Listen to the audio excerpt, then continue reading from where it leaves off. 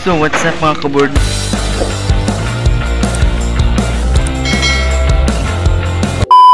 For today's video, meron naman tayong gagawin dito sa ating kapitbahay. Magmamarkot tayo ng lemon rubber tree mga kaburnok. So ayan mga kaburnok, ito na po yung gagawin natin. So ayan, ito po yung kanyang puno mga kaburnok. So marami na siyang mga ugat. Ayan, dito po natin siya i-markot para makuha natin tong isang branch na buo. Ayan. Then ito rin mga kaburnok. Ayan. Then ito rin. Ayan. At saka itong mahaba mga kaburnok. So ngayon ang gagamitin natin ay gagamit tayo ng coco fit mga kaburnok. Then meron tayong plastic. Ayan. Ayun yung paggagamitin natin mga kaburnok. So ayan, ikakat na natin mga kaburnok. So ayan na mga kaburnok, nabalatan natin siya paikot. So ngayon kailangan natin siyang punasan. Ayan, punasan natin yung kanyang dagta. Ayan mga kaburnok. Ayan. Ayan. Ayan. So ayan mga kaburnok, lalagyan na natin siya ng aloe vera mga kaburnok.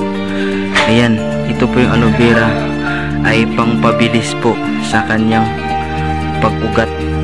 Ayan. Ayan, papahiran natin yung kanyang pinagbalatan natin. Ayan mga kaburnok. Ayan. Ayan. So ayan. So ngayon mga kaburnok, lalagyan na natin siya ng kukupit sa kanyang pinagkatingan natin. Ayan.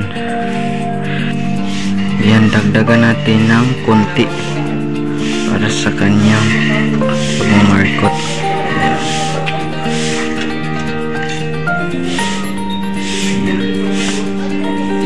Ayan.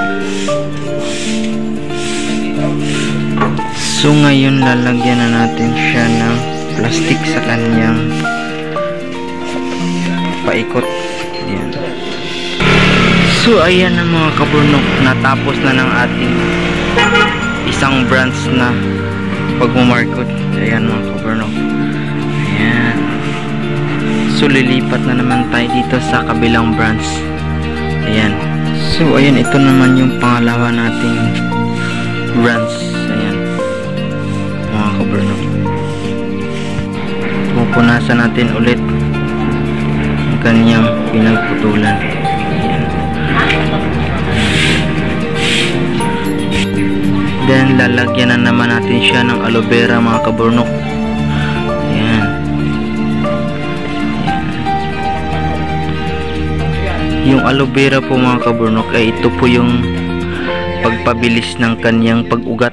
Ayan. Ayan mga kaburnok. Then lalagyan na natin siya ng kukupit sa kanyang paikot. Ayan.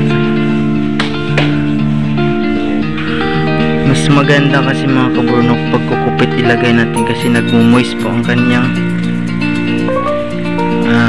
itong kukupit, nagmumoist po siya. Hindi po siya basta-basta na natutuyo, lalo na nakabalot siya sa plastic mga kaburnok.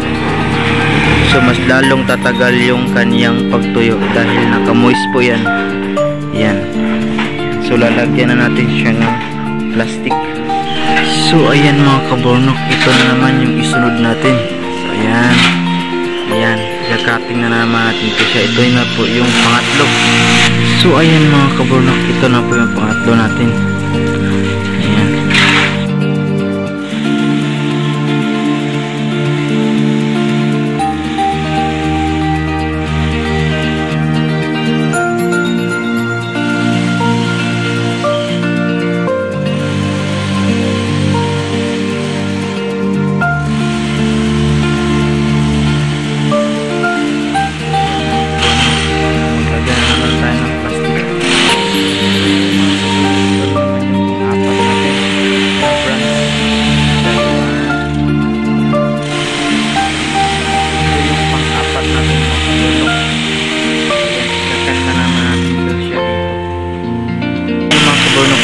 po yung pang-apat natin.